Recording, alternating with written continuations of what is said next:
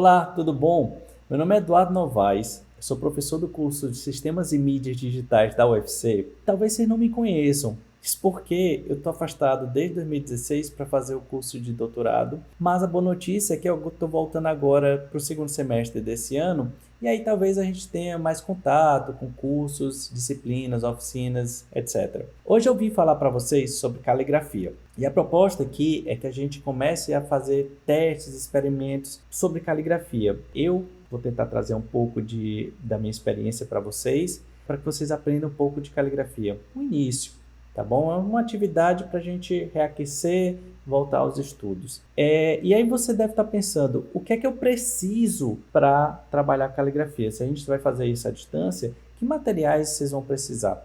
A lista de materiais que você pode precisar é enorme e variada, mas eu vou separar isso em três grandes categorias: suporte, substância corante e a ferramenta em si. O suporte e a ferramenta, a gente fala hoje sobre isso. O elemento corante a gente vai falar em um outro vídeo. Vamos lá, falando sobre suporte, você deve estar se perguntando, o que suporte? O que é o suporte? Basicamente, onde você vai colocar a tinta e com a tinta delimitar o seu traço. Qual é o suporte mais conhecido? Papel, certo? Então, o papel é o suporte mais prático e mais conhecido e mais utilizado dentro da caligrafia. É claro que existem outros, o papiro, o pergaminho, existem N possibilidades, certo? Você tem dentro dos papéis vários tipos de papéis. Você vai ter gente utilizando outros elementos além do papel. E aqui o que a gente vai ver, o grande calígrafo brasileiro Cláudio Gil utilizando, por exemplo, paredes para fazer caligrafia. Belíssima, por sinal. Esse é um elemento não comum dentro da caligrafia. Existe um calígrafo chamado Andrew van der Merwe.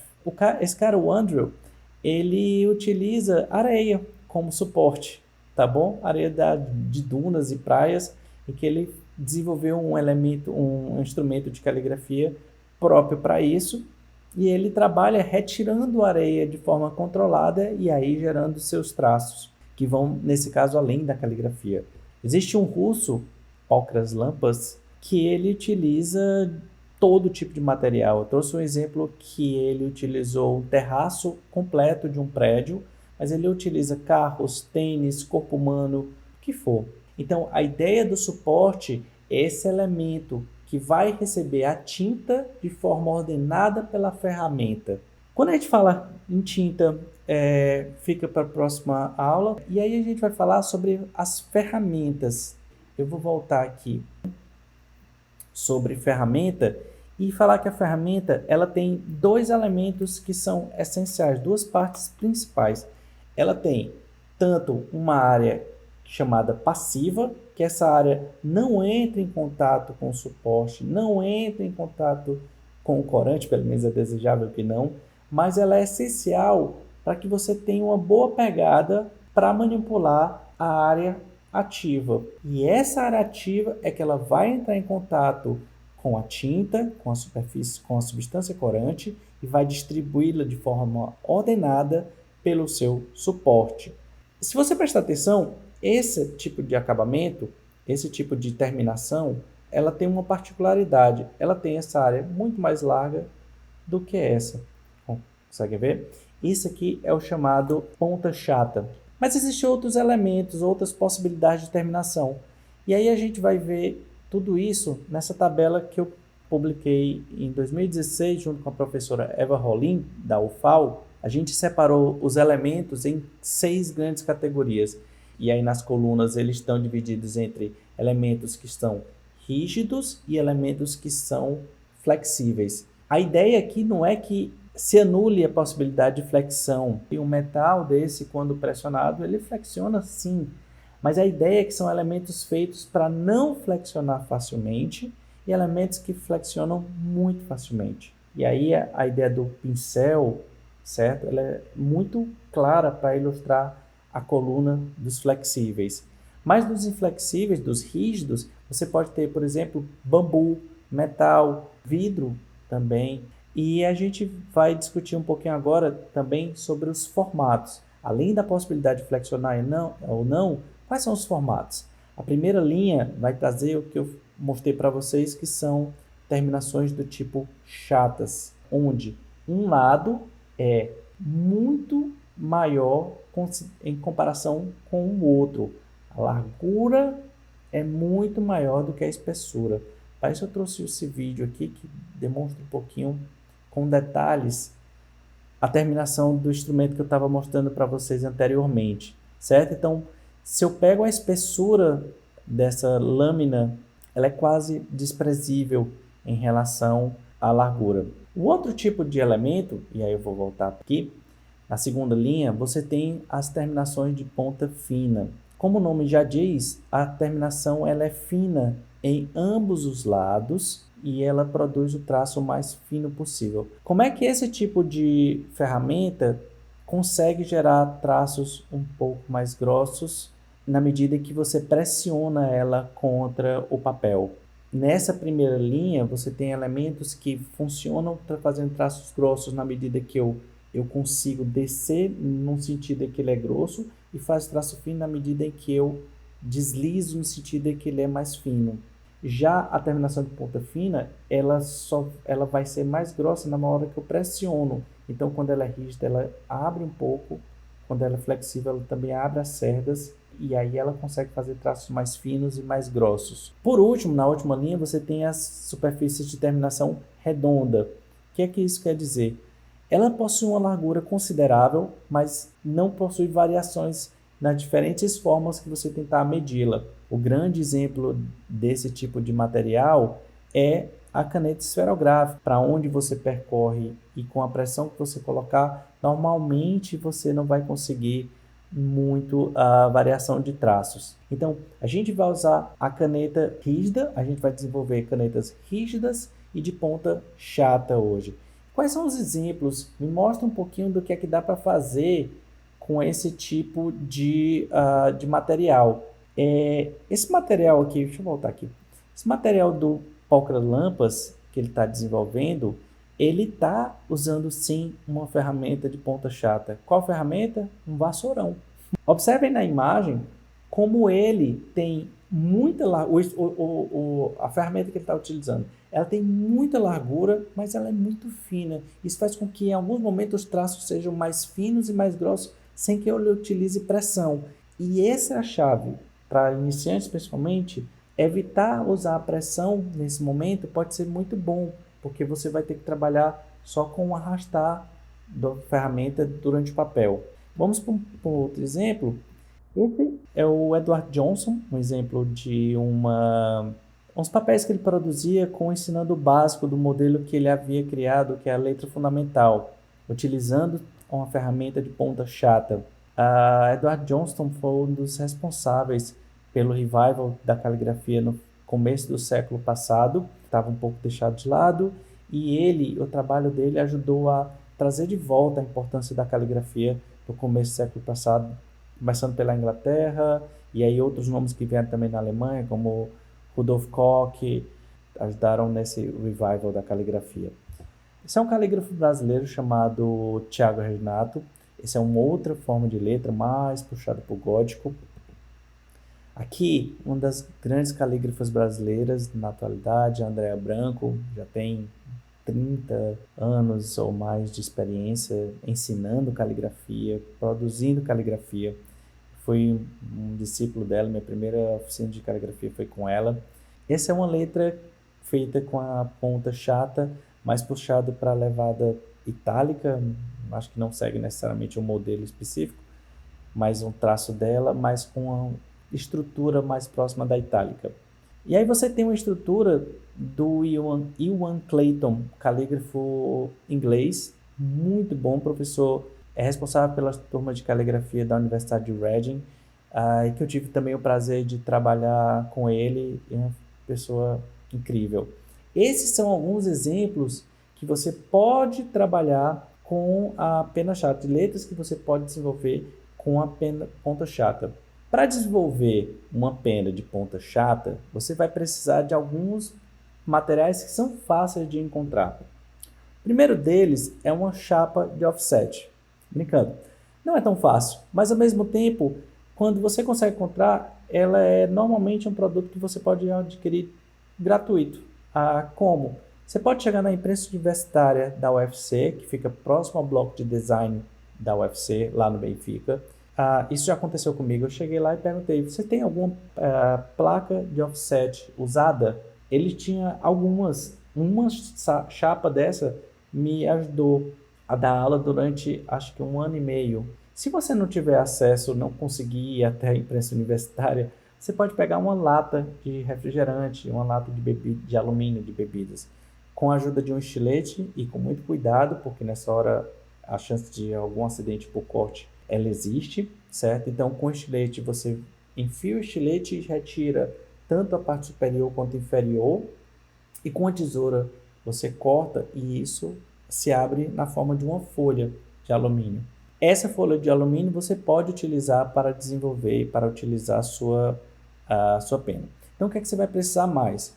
Alguma coisa que simule a superfície passiva, certo? Que seja utilizado como superfície passiva, um lápis, um abaixador de língua, palito de picolé ou aqueles palitos também que você utiliza para comer sushi, certo? Você pode também conseguir de graça no restaurante sushi, servem como tal, tá bom? E aí você vai precisar de lixa e tesoura.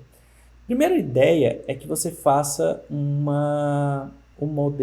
risque um modelo na lata antes do corte. Nesse caso, o que ele está fazendo é, essa área fina que vocês estão vendo, que é a área onde vai ser feita a dobra, eu indico para vocês que a largura tenha entre 5 e 2 milímetros de largura. Não mais do que isso, não menos do que isso. Menos do que isso, você vai ter um elemento muito delicado para fazer letras muito delicadas e às vezes a destreza da gente não é tão grande assim. Mais do que isso, você vai ter que começar a fazer caligrafia com todo o braço e não só com a mão, certo? Vai ter que fazer movimentos do braço todo muito grande para isso e que não é ainda o ideal. Então fica algo nessa área que você vai fazer a dobra, você vai fazer com que essa área tenha entre 5 e 2 milímetros. Essa área que vai servir para unir o metal com a superfície passiva, eu recomendo algo em torno de 1,5 cm, 2 centímetros, tá bom? Ok, feito isso, feito o corte, você vai dobrar. E aí a dica na hora de dobrar é tentar não dobrar demais, não vincar demais. O que é que significa? Dobrar e tentar fazer com que essa dobra fique o mais afiada possível. Não é essa a ideia. A ideia é que você utilize talvez alguma coisa para servir de apoio e aí você fica com uma leve curva na ponta. Isso vai ajudar a ferramenta a correr melhor sobre o papel. Uma outra dica, se essa largura for algo em torno de 4, 5 milímetros, talvez você precise fazer leves cortes no meio ou dividindo em 2 e 3 partes essa região que vai ser a região de contato, tá bom? Algo como eu tenho aqui, fazer algumas dobras aqui, para que a tinta que está aqui no meio, quando você utilizar, ela possa fluir. Quando esse elemento é fino, a tinta consegue sair pelos lados e preencher toda essa área. Se for muito largo, pode ser que ela não consiga fazer esse caminho, e aí eu preciso abrir para que ela flua também por aqui, entendeu? Esse exemplo era uma pena mais larga, e aí a pessoa que estava fazendo, ela acabou fazendo os cortes, como vocês podem ver na imagem.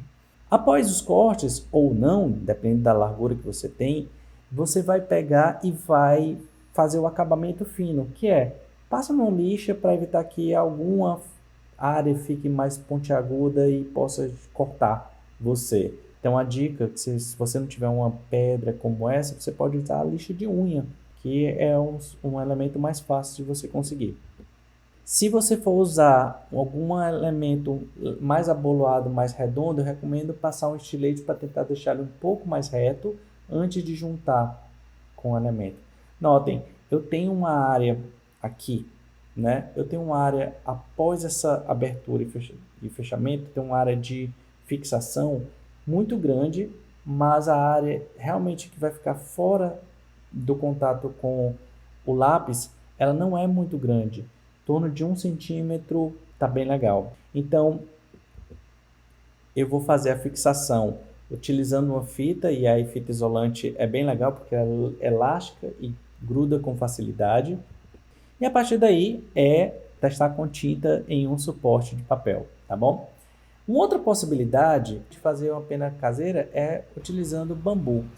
Eu estou aqui demonstrando para vocês nesse vídeo, fiz essa demonstração com um estilete extremamente velho e enferrujado, e por isso eu estou manipulando sempre ele para longe do meu corpo, que eu não quero pegar tétano, e justificando, estamos em tempos de pandemia, então não pude ou não quero me arriscar para comprar uma lâmina de estilete, tá bom? Mas o que é que eu fiz? Eu, antes da pandemia, estava passeando perto de um pé de bambu e notei que tinha um galho de bambu verde ainda, que tinha caído. A espessura do galho era próxima de uma espessura de um cabo de pena, e eu disse, opa, vou guardar esse aqui. E guardei e deixei por volta de 3 semanas na minha janela, só que protegido de chuva. E aí, com o tempo, esse bambu ele seca, e você pode fazer primeiro os cortes com estiletes para você separar entre os nós, tá bom? E aí deixa o lado do nó para ficar acima, nessa parte aqui. E na parte que não tem o nó, né, na parte que você fez o corte de separação, você começa com cortes inicialmente profundos, para que você tire muito material, e depois você vai deixando eles mais rasos, até você conseguir, como está mostrando aí no vídeo, afinar isso. Ajuda se eu fizer um corte um pouquinho do outro lado, tá ok? E a ideia vai ser isso. Manipulando um pouco, e aí a parte boa é que o bambu vai ser o material que você vai conseguir. Se você achar um pé de bambu perto de você, você vai conseguir material de graça. Você vai fazer alguns testes, tem possibilidade de fazer alguns testes. E a ideia é essa, que você consiga fazer um corte que você tenha uma lateral, uma largura considerável e uma espessura desprezível. A partir daí a gente vai poder trabalhar com a pena para caligrafia, com o bambu como pena para caligrafia. Lembre-se, ele tem que estar seco, tanto para facilitar a produção, como depois, quando você colocar a tinta não se misturar com algum óleo da madeira e tudo mais, tá bom? Então é isso. Voltando aqui. Espero que vocês tenham gostado dessa aula, tá bom? Tentei deixar ela mais prática. Vou deixar o link para vocês do repositório de imagens do Volney Maité, para que vocês criem a pena de vocês. E a ideia é que na próxima aula a gente fale sobre corante, e aí a gente vai falar sobre tintas, como construir a sua tinta, e depois trabalhar com os primeiros traços. É isso, espero que tenham gostado. Eu gostaria de fazer um agradecimento à Universidade Federal do Ceará por todo o suporte à minha pesquisa, ao SMT, no curso que eu sinto muita saudade, e também agradecê-los pelo convite de participar desse processo e poder produzir esse material para vocês, e também aos alunos do curso de design da Universidade de Aveiro, que me ajudaram a criar essa identidade que foi utilizada durante essa aula. É isso, até a próxima.